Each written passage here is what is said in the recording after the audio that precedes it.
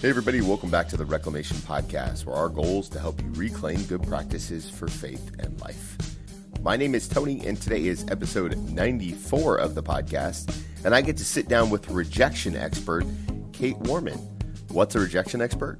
Well, she's figured out how to define rejection in such a way that you can have your own way with it, meaning that you can learn from it, you can grow from it, you can do something new. She's got a brand new book out called Thank You for Rejecting Me, and it's all about the process in her life of doing such things. She's also got a podcast, the Heart of Dating podcast, so make sure you subscribe to that and check out her new book, Thank You for Rejecting Me. As always, you can do me a huge favor, hit the subscribe button right now wherever you're listening. Make sure you share this episode with a friend and leave a rating and review on iTunes. It really does make a huge difference. So without any further ado, here's my conversation with Kait Warman. Hey, everybody. Welcome back to the podcast. I am so excited to have Kait here from Southern California. Kait, how are you? Tony, I'm doing well. I told you before, it's 80 degrees out, okay? And we're in quote unquote winter, so I'm not mad about it, okay? Now, where, did you grow up? Did you grow up in Southern California? No, you're a transplant. I am totally a transplant. I am not. I actually grew up in Connecticut, so wow, totally that's stark. different. Yeah, it's starkly different over Northeast. Though I love the Northeast. It's beautiful, historical. There's so many cool things about growing up in the Northeast, and beautiful four seasons. Man, I grew up in Connecticut and gorgeous. Like the trees and the hills, and it was honestly beautiful. But yeah, I'm a Cali girl right now, and I'm just gonna own it. Well, I don't think there's anything wrong with that. I think. How did you go from one coast to the next? Lots of moving through parental stuff. So we moved from Connecticut to Ohio, which we were just chatting about. So we lived in Ohio for about 4 years. Then my family moved down to Texas. My parents got a divorce, but my family seemed to love Texas. So they're all there. Even though my parents aren't together, they've all just stayed in Dallas, Fort Worth kind of area. So now they've been in Texas for about 12 years. So Texas is the new home, though I'm not a born and bred Texan. My wife's mom always says home is where your mom is. Yeah, that's it. My mom looks like she was raised in Texas. Does she? Literally, she has adopted the Texas woman, everything. I love it. Hair, the nails, the bedazzling. I'm like, what, Mom? You were meant to be in Texas. What is happening? Why weren't you here your whole life? So, yeah. That's awesome. So I'm super excited. You have this brand new resource coming out. Thank you for rejecting me. And the very first question I wanted to ask is, how does someone become an expert on rejection? First of all, I don't think anyone wants to become an expert on rejection. I sure as heck did not want to be an expert on rejection. But I now totally see how God has used that in my life. But the reason why I'm quote unquote an expert on rejection is, well, you go through a lot of rejection. Yeah. I don't think you can be an expert in anything without experiencing it really to the depths of every core. And in fact, experts that and for me, this is a thing being a dating coach. There's so many cool dating coaches out there. The thing for me that I miss with hearing from dating coaches is I want to hear how they show up in their dating lives or what it was like for them, the things they struggled with. I want to know that you're not only studying this, but you're practicing it and you're walking alongside of me. So I think the cool thing, the honor and joy that I get to have the privilege to do is walk alongside others and share the things that I've learned through some of the hardest moments in my life, having to do with rejection and the pain of rejection, which caveat isn't just in dating. We have rejection in all sorts. So being a rejection expert just really means I've worked through a lot of rejections, been through a lot of rejections. And today I really see how rejections of the past can hold us down and keep us stuck and small. And it did for me for so long. And until we start facing and healing from some of those past rejections and facing our fear, our overwhelming, anxious fear of rejection in the future, we basically live our lives trying to avoid rejection at every corner. But of course, rejection is unavoidable. External rejection is unavoidable. It will always happen to us.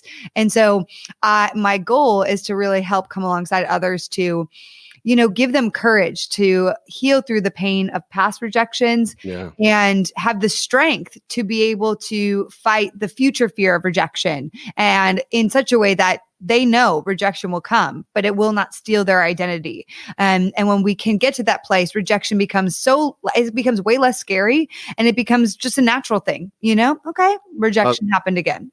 I love that. And I think that there's an interesting thought in this idea about past rejection and future rejection, because you do a really great job in your new book talking about both. Yeah. How do they get so linked together? Like, how come I can't just like put that past rejection on the shelf and leave it there?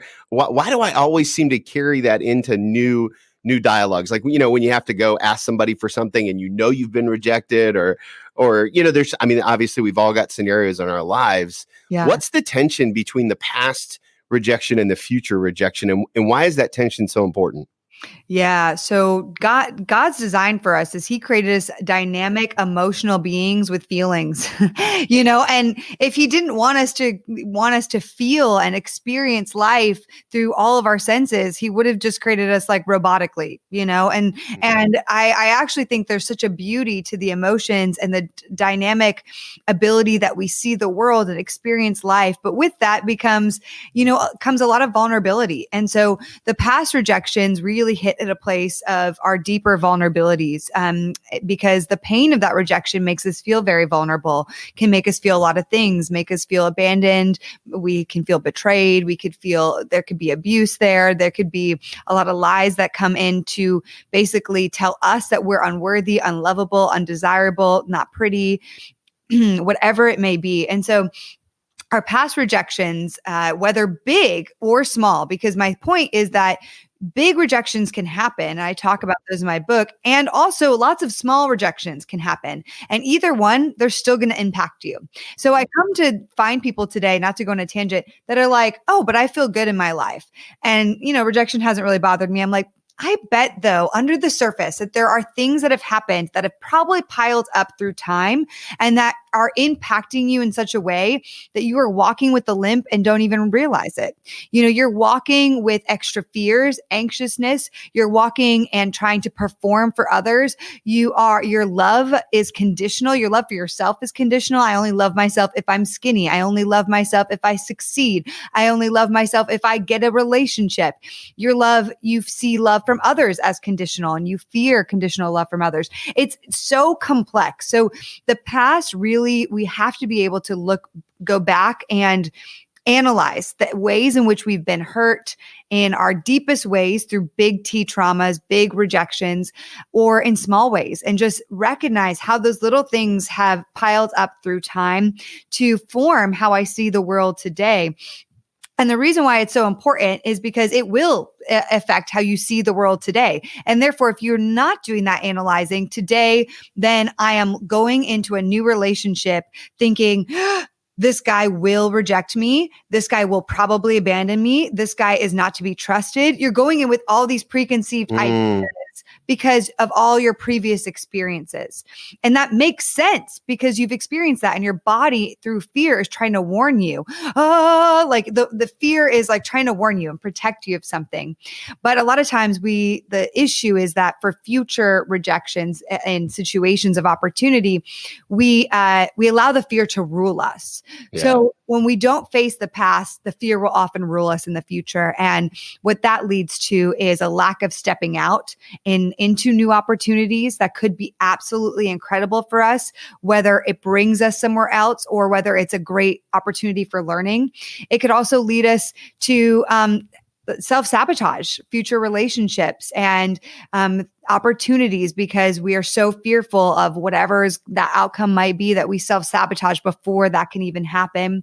It also leads us down a path of rejecting ourselves. I think that's one of the biggest things I address also in the book is past rejections will often lead to us having really deep toxic roots of self-rejection, which is how we see ourselves in a negative way. And it's how we reject ourselves before others even have the chance. So we cannot address future rejections without addressing first the past rejections. That's really it. And that's where it's hard because people are like, but I don't want to go to the past. I just want to deal with the future. I'm like, well, so sorry, but unless you're willing to put on your cape of courage, you're going to just keep walking with that limp. And I want freedom for you. And I know it's not easy, but it can be done. And I think it's essential to be done to really walk without a crippling fear of the future. Yeah.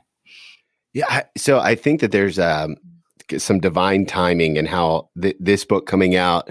And well, in 2021 hasn't been very kind to us in terms of like, we thought everyone's like, new year, it's going to be great. But I'm just kidding. Yeah, no kidding. I don't think I've heard the word psych in a decade. Yeah. You know what? I'll bring it back, Tony. Bring it back. Oh, I love it. I love it. So one of the theories from my time in the military that seems to be playing out right now in COVID is this idea that prolonged stress, like COVID, like I think seasons of breakups, it could be anything, right? Job change, all of those things. Prolonged stress in our life turns the cracks in our lives into canyons. And it takes things that were already there and it kind of blows them up and makes them much bigger. Yes. As a dating coach and as someone who is who's actively serving this community and dealing and helping people deal with rejection, talk to me a little bit about isolation in all of this and how it changes because I'm seeing just pastorally, I'm seeing people who lose it. I don't know how else to say it. There's probably a much more pastoral way to say it, but like people are having a really hard time holding things together because life feels so blown apart. Yeah. I think that it totally makes sense why people are feeling that way. I felt that way. I mean, God designed us for connection. Otherwise, I believe that like he would have created humans all living on their own islands in silos that just worship him all day long. He did not create It'd be a lot cleaner. We all this is my island and I'm making it pink and fun and fancy. And then there's that island. That's that person's personality. We don't interact at all. I just sit all day and eat and worship God and whatever. I mean, sometimes that sounds kind of nice, but anyway, it's not how he created us. He wired us for intimacy and for connection. And we see that in the creation of Eve and Adam and Eve's connection. And I mean, he didn't have to create humans. He didn't have to create more than one. And so he did. So he wants us to interact. He wants that community. I think it's an essential part to our flourishing. And so this year has been really challenging for community across the board and to bring it to, I guess, the singles conversation as I deal with lots of singles. I think it's been especially isolating. I will bring up just a quick moment. Last year, I was in a relationship for a lot of COVID and it ended in September. And I remember it ended and then my roommate moved out. And it was all at the same time. So the two people that I saw the most for 8 months, basically, were both gone. And I was like, oh my gosh, what do I do? Like literally and I had so many friends last year that got married, which is awesome. So grateful they had to come up with creative COVID weddings, but they got married and I'm like so grateful for them. But it just changes some of the dynamics. It changes. So I found myself being like, oh my gosh, I feel so starkly alone. And it's like this depth of despair and of Green Gables, the depths of despair where you're just like, oh my gosh, like I feel like so many things have changed. I can't even go to church on the weekends. My boyfriend's gone. My roommate who I saw regularly is gone. There's so much separation with people in general, like even going to the store, people are more separated. And so I really want to empathize with anybody that feels just that depths of loneliness right now. I think it really is. It's honestly become very tempting to go down the path of lots of vices and numbing mechanisms. And for me, that's been something where I've had to really check in with myself and community and find new ways to connect with people. Because a lot of what I talk about in my book as well is just that we have more power than we give ourselves credit for. And I think sometimes we want to sit in what I call the VBS, which is the victim belief system. And that is just, nothing's ever going to get better. Nobody's ever going to love me. I'm not that interesting. I could make a new friend, but eventually they're going to betray me too. It's just the self-fulfilling their mentalities that turn into self-fulfilling prophecies. And the more I live in the victim belief system, the more actually my situation doesn't change. And the more likely I am to expect that outcome. And therefore, when that outcome happens, it hits me that much worse. It's like, oh, I knew that was going to happen because life sucks or dating sucks or all men suck, right? And it's just, and it perpetuates those same thoughts. So I don't want to discount the loneliness people are feeling. Yeah. It's very, very real.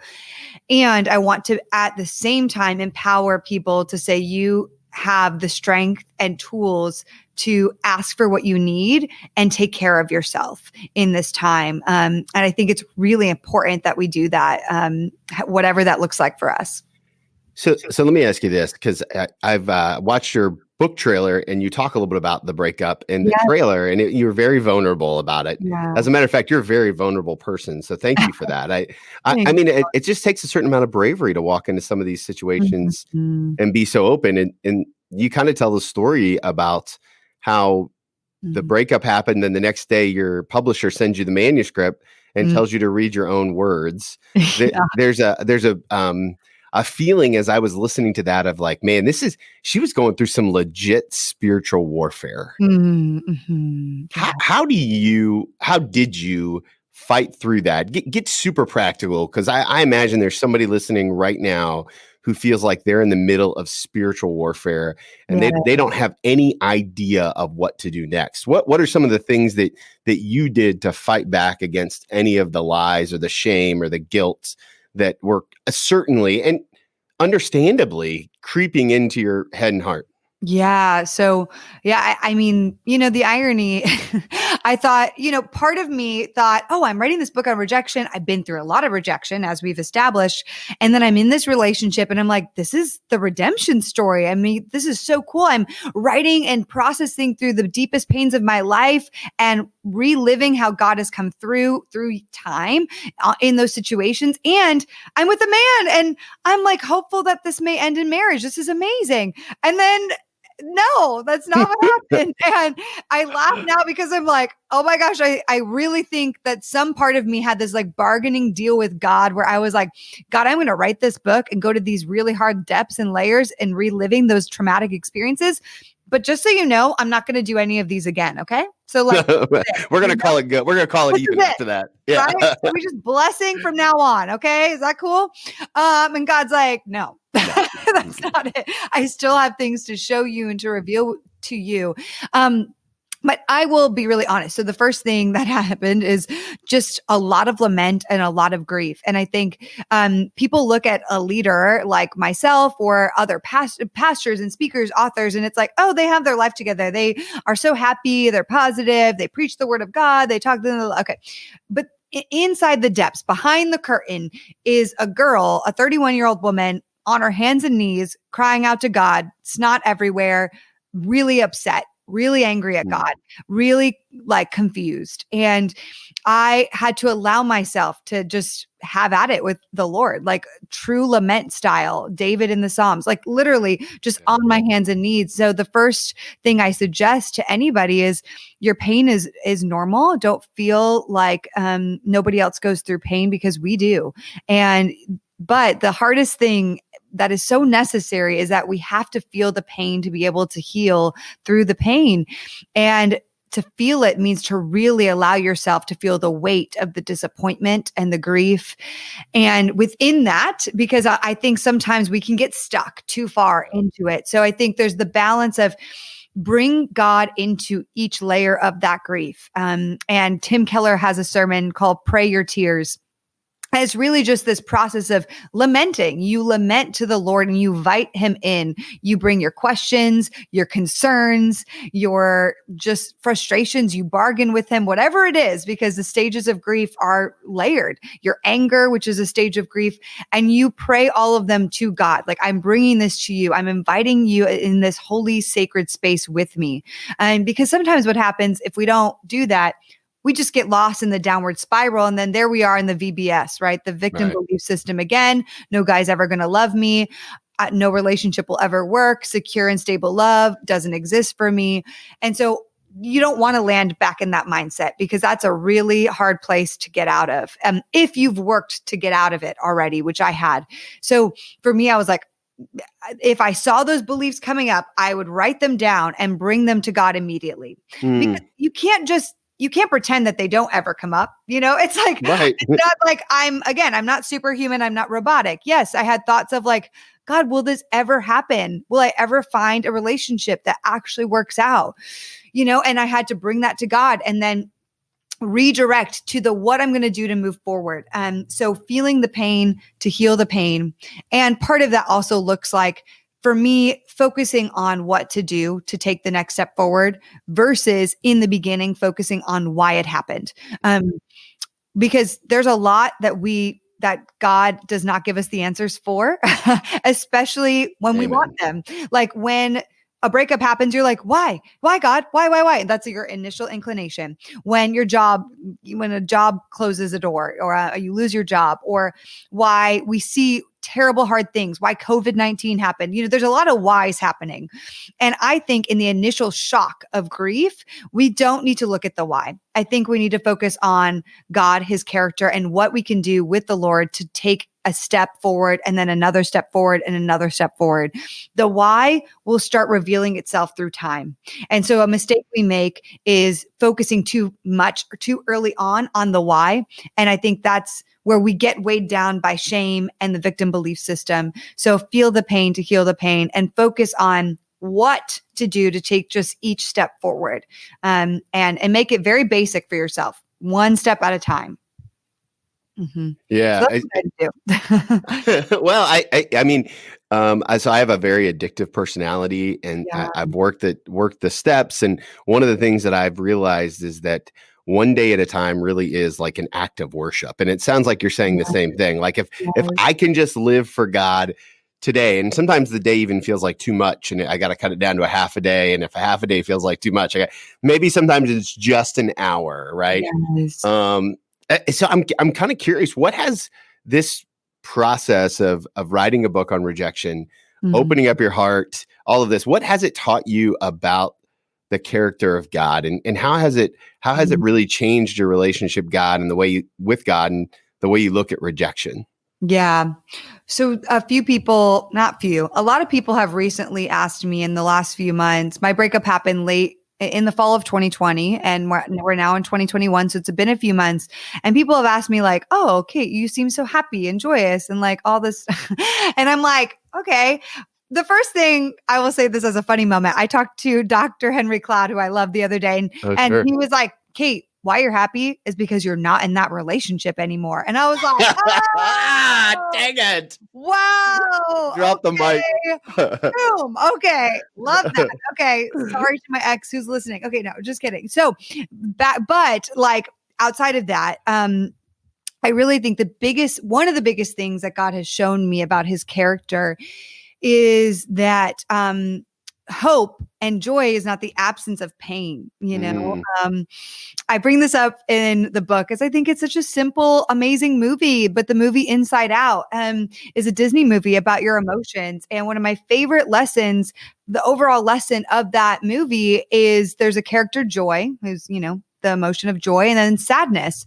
And sadness is constantly trying to rain on joy's parade, and joy's like, stop it. We don't stop it, sadness. You just need to stop, and she wants this child's life to just be full of joy and just full of joy.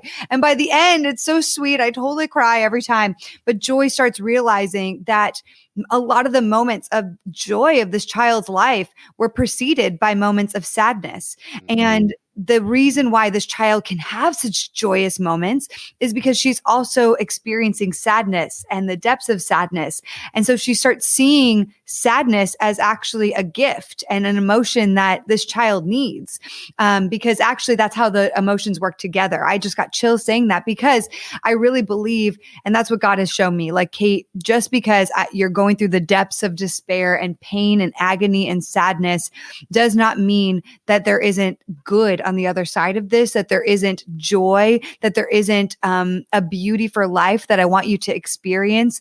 And I actually believe that that is God's character for me, that he allows us to experience painful things, not because he's an evil God or a bad God, but because He's working through each and everything to reveal more beauty to us, whatever it may be. And that looks so different for every person.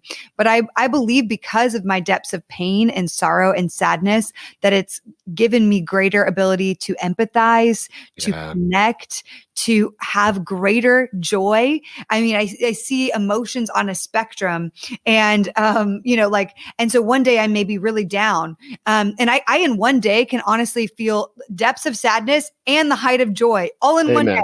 Yeah, for sure. For sure.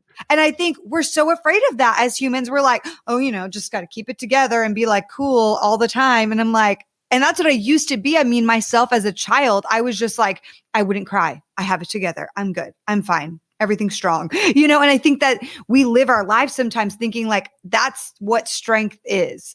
But it's not. It's not. Strength and the ability to really become like Jesus means that we embrace our full emotional beings that he's created us to be. And if we are to become like Jesus and therefore use the example of the character of Jesus as a way for us to live, then we see that Jesus was emotional in every way. He wept, he was angry, he had joy, he had melancholy moments, like all of the above. And that is beauty all in of itself, and I think Jesus, same thing. You see him coming to the depths of despair and worshiping God. It's both. It's the both and. And so I've just realized that God isn't absent in any of the pain. And when Tony, can look and analyze. So I think sometimes when something so traumatic hits us, our focus is so on that one moment, right? Because it's so in our face. But what I've tried to do is take a moment to say, oh my gosh, when I feel this is overwhelming and I will never get through this, I have to try to remind myself and think back to a moment in life where God came through and redeemed in some capacity. Like I'm going to think back to 5 years ago to remind myself, oh yeah, that took a long time to get over, but eventually I did see God come through on that. And so do I trust that he will continue to come through my life, even in this moment? And so I think it's all of those things. That's not a black and white answer, but those are some of the things that have helped me and that God has shown me in the depths of rejection and pain. No, I love that. I am curious, right? You live a very a public and vulnerable life. Yeah. How do you create space for the private part, right? Because I would imagine that in your role as a dating coach, and you have a great podcast, the Heart of Dating podcast, and so you kind of you dedicated the book. I always love to read book dedications, and I really appreciate as a podcaster that you would dedicate your book to your podcast community and that whole process. How do you live in the tension of what's private and what's public and what's good to put out there? Because I think if we look, a lot of us are, especially Christians, are struggling with, man, I have all these feelings and social media is there to just vomit it all out. And sometimes that's good and sometimes it's not good. What's the filter that you use? Yeah, man. So this is so nuanced for each person, but first and foremost, you need to have close people in your life that are like your core people. And I don't ever really share anything deeply vulnerable on social media without first sharing it with those people. And also most likely my therapist, who I'm constantly seeing. Sure. So it's process usually when it's deeply vulnerable. And here's what we have to do on an individual level. I see vulnerability as an onion.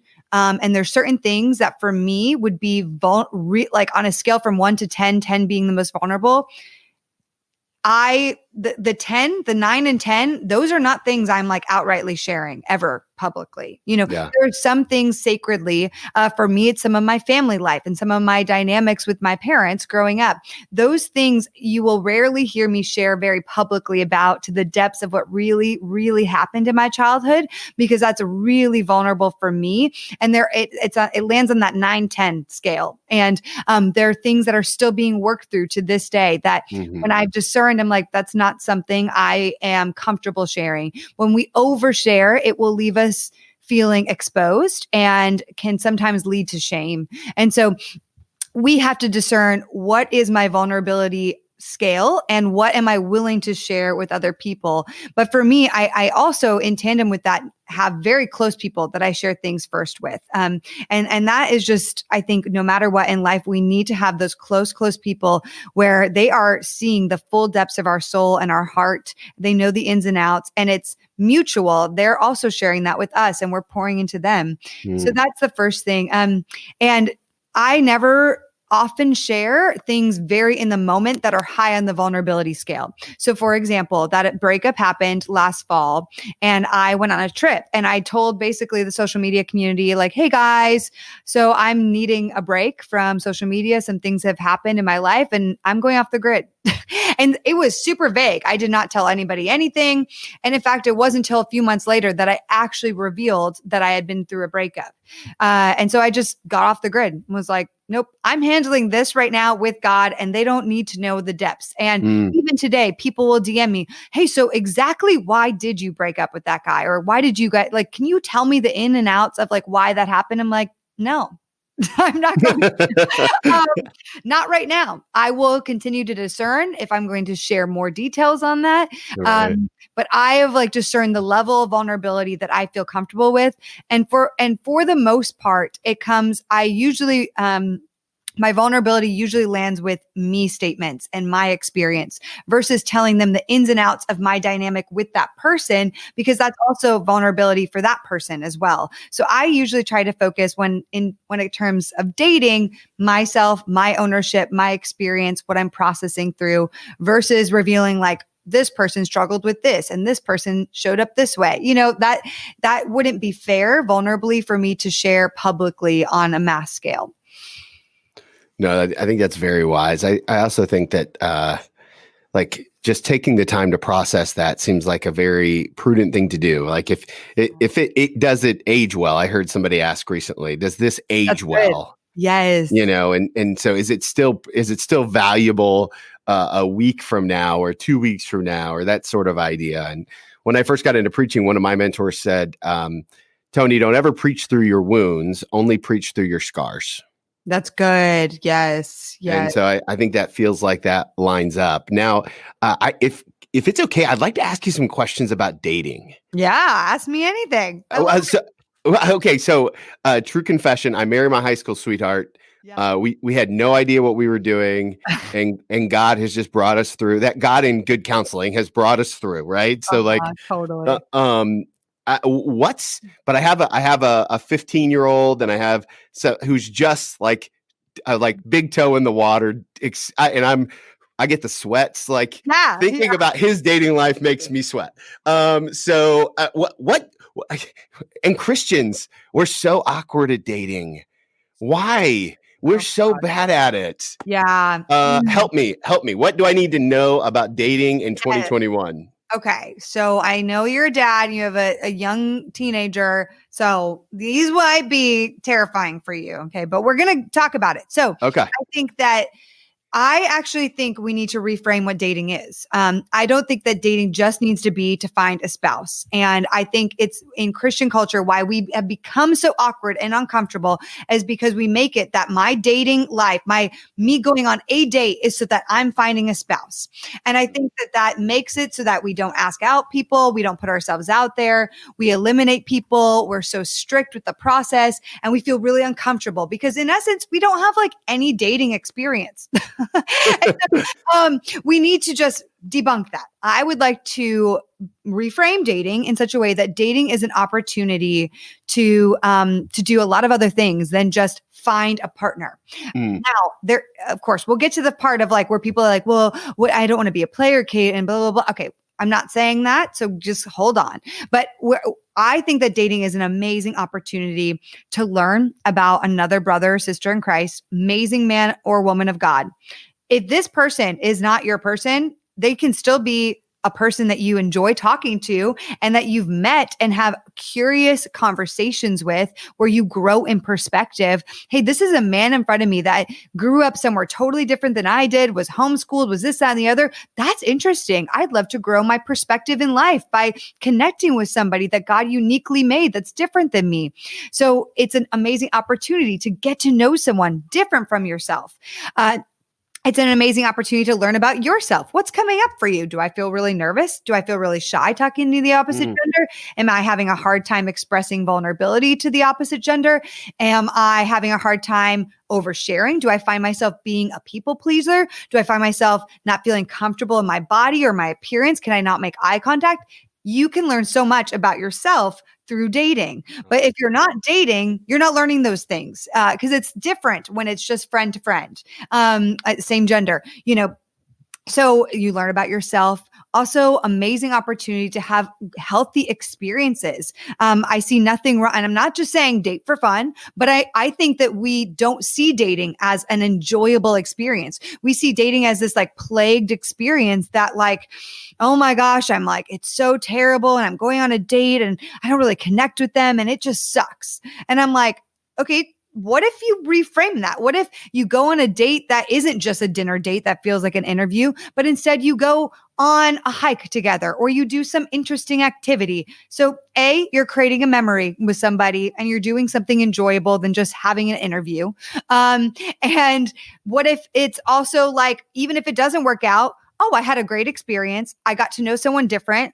And hey, I could probably introduce them to somebody else I know. I mean, my goodness, I think what a novel idea that not every person on the planet has to like us or be the one for us, And so I think I just want to reframe Christian dating to say that it can be so much more than just looking for your future spouse. Now, the way we get into dating intentionally is like, okay, I'm going to go out with somebody. I will pretty much go out with anybody once because I'm not putting a lot of pressure on that date. I'm not meeting up with them for 6 to 8 hours and giving them all of my time. It's like an hour date. It's an hour phone conversation. It's a Zoom date in COVID. I will do that with just about anyone. Have you done a Zoom date? Totally. Yeah. What, did you guys just like coffee and wine and a Zoom call? Yeah. I actually had a guy really creative. He was like, okay, we're going to go, like, let's talk about, he had different questions and he brought up Google Map and he shared the screen and we like chose different places. He was like, choose like, so we both shared the place we grew up and then showed that person just different places on the map that were meaningful to us. Or then we showed them a city that we had traveled to that was really unique and showed them places that we loved about that city and why we loved it so much. Interesting. Yeah, there are creative ways to have cool experiences with people on Zoom. That's why I'm like, oh my gosh, back Tony to the victim belief system. Oh, I can't meet anyone. Oh, Zoom dates. I'm like, if you have that attitude, dating will suck. I'm just going to tell you right now. So until you flip it around, you will not have a good dating experience. It's just, I could give you the hottest guy ever right now who loves God. And if he makes one wrong move, you're going to be like, oh, all men are like that. So you need to transform your mindset first. I'm yelling right now because preach, sister. I'm here for it. Well, so the thing is it's applicable to everyone. Yes. Right. Like, I mean, you can be a victim to anything and we grasp onto that. So, what's the role of social media in dating? I listen, you're doing a great job with some reels. I was looking through your Instagram and checking out some of the reels. And I was like, she did a whole reel on sliding into someone's DMs. Yes, absolutely. Talk to me about social media and dating and good, bad. I mean, what's the deal? Oh, I'm all for social media dating and digital dating. In fact, I'd say the majority of ways I've met guys in the last year or so have been through social media. Absolutely. But I think that this comes to like, can you put yourself out there? And this comes to women being like, oh, I can't put myself out there with guys. I'm like, why not? Why not? Why can't you make an interaction with another human that like, and I think we think that the defining moment for Christian women is like, I want to be pursued. I'm like, okay, just dropping the hanky on somebody doesn't mean that they're not going to pursue you. Yeah. So that's a term all over your brand. Maybe you could explain it for everyone. I love it. Dropping the hanky. That's on my notes to get to. I'm so glad you said that. Yes. And so I'll talk about digital dating and then dropping the hanky, but digital dating, I mean, this is just social media as a means for connection and to connect with other people. And so I think it's a great opportunity and tool to connect with people that you wouldn't normally have the chance to just walk by in real life. And I actually like it in some ways better than online dating because you can see who that person follows. You can see what kind of content they're posting. You get a little bit more of an insider view of their personality and what they're doing with their life. And so I'm like, oh, this person follows a pastor I love. That's cool. This person visited Paris. I love Paris. This person likes Disney. Oh, cool. Like this person loves their mom. Lots of pictures with their mom. I'm seeing like the content of their captions, things like that. And so you get to a bigger feel for that person. Now that's if you follow them or if their profile is public.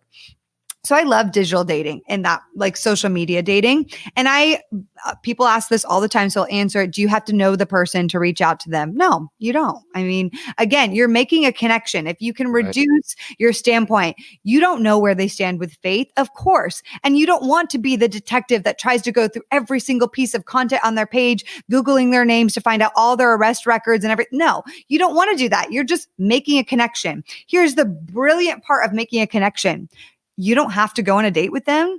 You definitely don't have to marry them.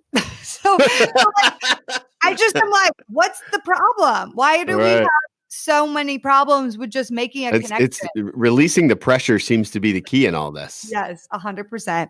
And we just, I hit it down and I say it a million times because they need it. The Christians need it and I get it, but you just got to take a deep breath.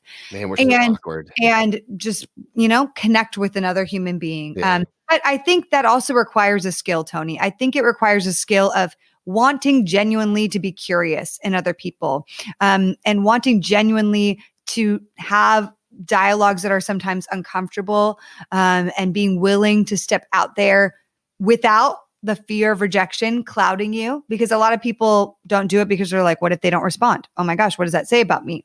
Maybe nothing. Maybe they were just busy. Maybe they're dating someone. Who cares? Okay. You don't have to be embarrassed by that. Like, why do we have to internalize or personalize everything? It's almost kind of selfish. We personalize everything, making us the idol. Like, oh, they didn't respond to me because I'm not interesting. They didn't respond to me because I'm like, maybe they just are busy in their life, yo. Okay. Oh, Tony, I go on and on.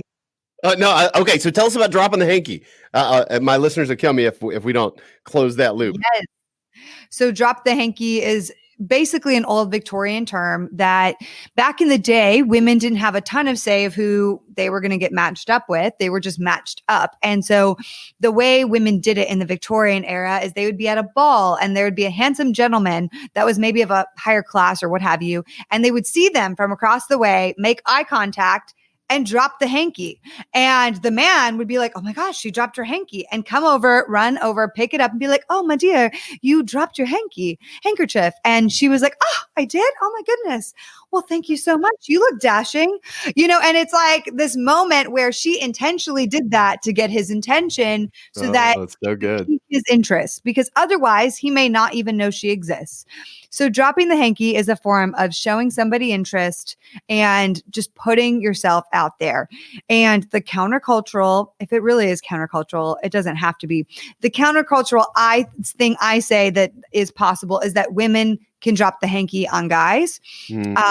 I just believe that you can. I mean, look at Ruth. She literally proposed to Boaz, like knelt. Yeah. So I'm not saying propose to the guy. I'm just saying put yourself out there, because the guys also fear rejection, and guys can't read your mind, and you liking one of his photos doesn't mean that he knows that you're interested in him.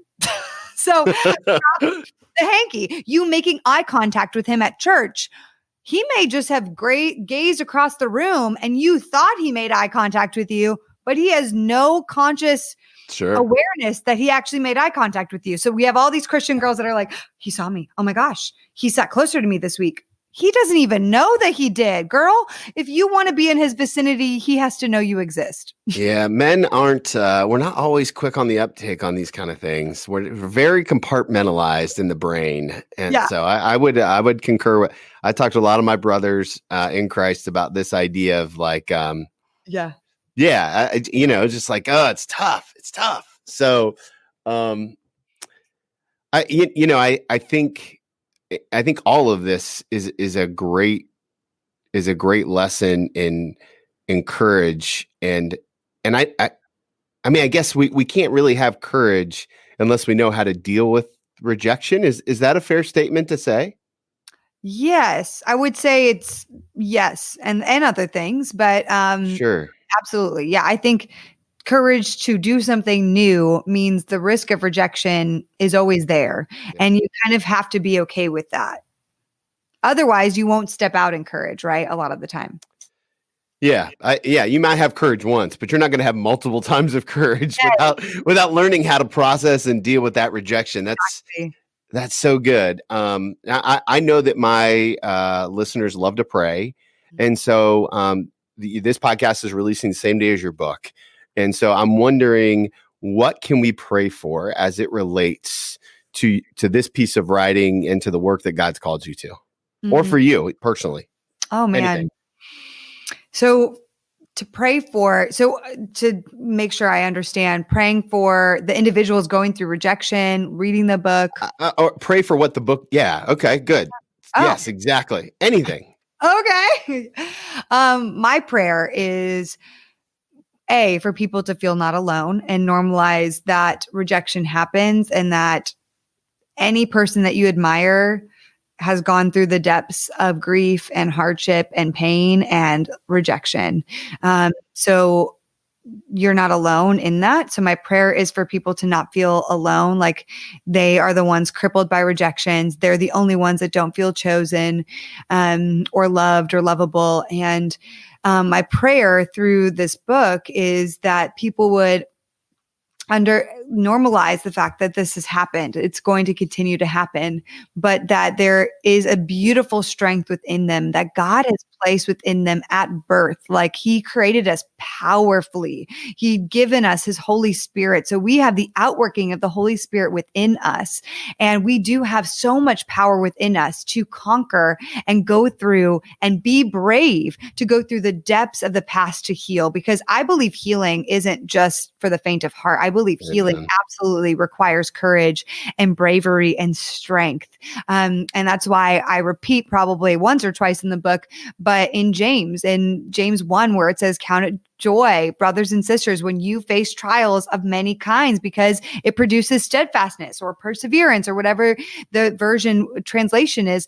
And it is that we are not promised a life without pain, without hardship, without rejection. But with but we have a power within us to continue to grow stronger, to continue to fight forward and fight for ourselves in the midst of unbearable pain. And I think, just to wrap up everything we've talked about, Tony, my biggest thing is help people feel seen and to also just give them that empowerment to take radical ownership for their own lives. I think we're so waiting for somebody else to make it happen for us. Single people, I'm waiting to get that husband and then I'll feel whole. I'm waiting for somebody to finally say yes to a date with me and then I'll feel desired. Whatever it is, we're waiting for that job to then feel worthy. We're waiting. And I'm like, what if you partnered with God to start filling those holes for yourself, knowing that you can have a full life right now, with or without those things, with God. And so that's my heart for people. And my second heart, in prayer is that people also know, whether or not they can see it right now with whatever pain they're going through, that I truly believe God redeems every pain in our life and brings beauty from the ashes. And I know that because it's happened for me, but I also believe it on behalf of everybody else. That is God's heart to continue to heal us and bring beauty from every pain that we've gone through. And that is His character. So, man, that's such a nuanced prayer. I don't even think it's like one note. No, I love it. I love it. Well, and what I love is that that's your heart, and we can pray for that in agreement with you. So that's a beautiful sentiment, and it's so true. That'll preach any day of the week. So I'm here for that. Yeah. I know my friends are going to want to follow you on on the interwebs. What's the best place to connect with you and pick up their copy of the book? Yes. So Instagram, join the party, Kaitness, Kaitness, Heart of Dating. We have an Instagram and a podcast and a webpage, Heart of Dating, and a Facebook group. We have all the things. And then the book you can get at If you want to know all the places it's sold, go to thankyouforrejectingme.com or tyfrm.com, katewarman.com, literally anything.com. No, I'm just kidding. But you're going to find it. I made it. Yeah. You're going to find it. You could also, of course, get it on Amazon, really easy ways to get it, or on Heart of Dating. We also have a link to it. So lots of places to find the book. All over. I love it. Okay. Last question I always love to ask people. It's an advice question. Okay. Give yourself one piece of advice, except I'm going to take you back to your first day as an official resident of Southern California. If you could talk to the younger version of yourself, pull yourself aside, eye to eye, woman to woman, and say, Kate, this is what you need to know. Okay. What piece of advice are you giving her? Whew. Well, this is going to be very specific to what I was going through when I moved, which I talk about in my book, but I was a workaholic. Still have tinges of being a workaholic, but I was really driven by work, and I put a lot of my worth and value in work. And I moved here to have a new life and lifestyle. And I came with the right intention, but I didn't live it out. And I just was like, I have this intention to be in a relaxed lifestyle and move away from New York City, where I was living before this, and like read and have peace. And I did not. And balance. And like, I worked more when I moved to LA and had less balance of life than I did when I lived in Manhattan. Oh my goodness. So this is a subtitle in one of the chapters of my book, chapter 7. But I would tell myself, you need to know that work does not equal worthy.